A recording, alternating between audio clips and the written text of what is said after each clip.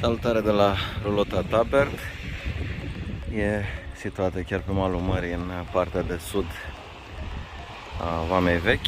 Chiar acolo în depărtare e paza de frontieră.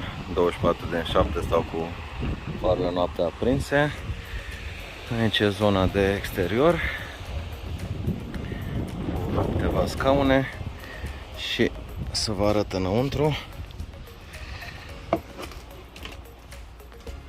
Așa, în dreapta, cum intrați, e o zonă de luat masa, de relaxare, care se poate transforma în pat prin lăsarea în partea de jos a mesei și unirea banchetelor.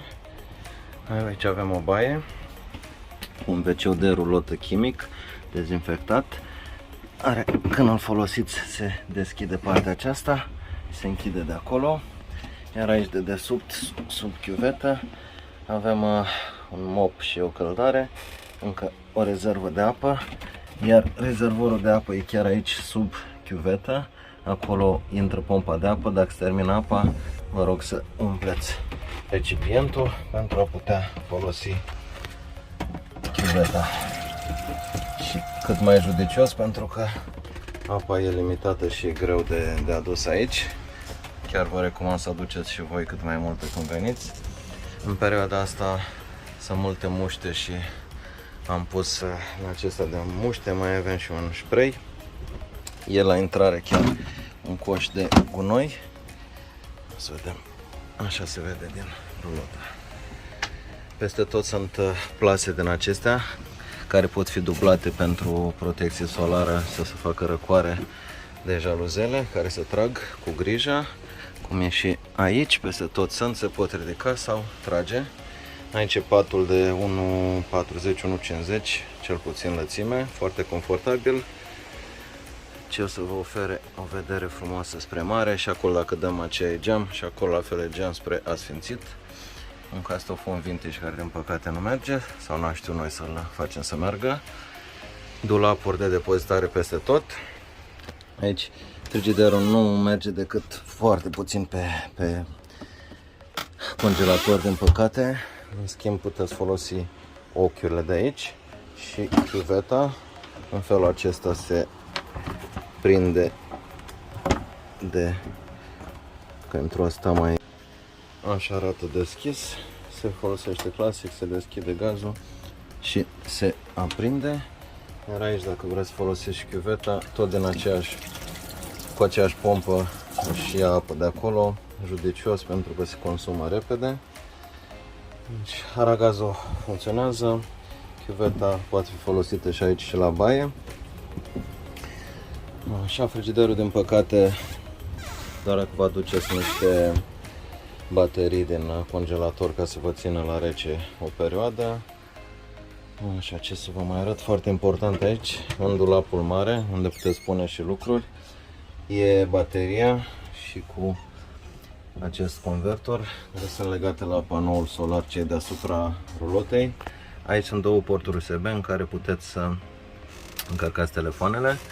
Și aici să vă uitați să nu fie ieșite cumva aceste fire. Dacă puneți ceva aici, să nu atingeți să iasă, că poate să mai întâmplă să mai iasă de aici și trebuie să fie conectate ca acest ecran să fie funcțional. Iar aici avem o lumină pentru seară și mai funcționează pe 12 V și lumină de la baie. Iată.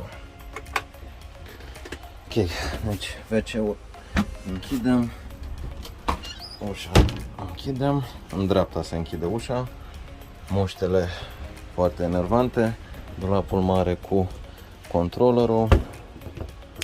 Și să vă mai arăt, important să nu apăsați aici la 12 V, că altfel va trece pe baterie frigiderul și va descărca foarte rapid bateria.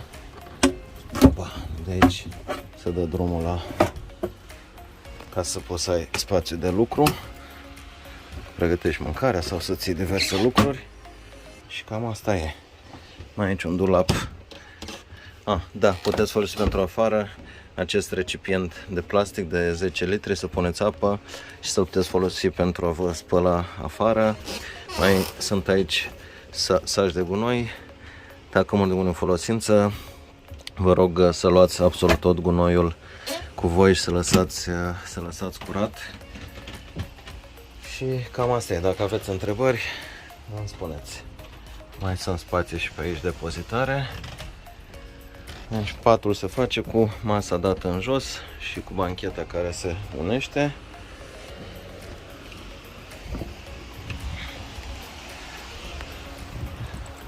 Pe aici se poate parca și pe aici se poate accesa. Iar aici e drumul de pe faleză unde sunt și lumini seara, noaptea. Aceasta e rulota RBT 06, numărul cealaltă e București 10 VJN.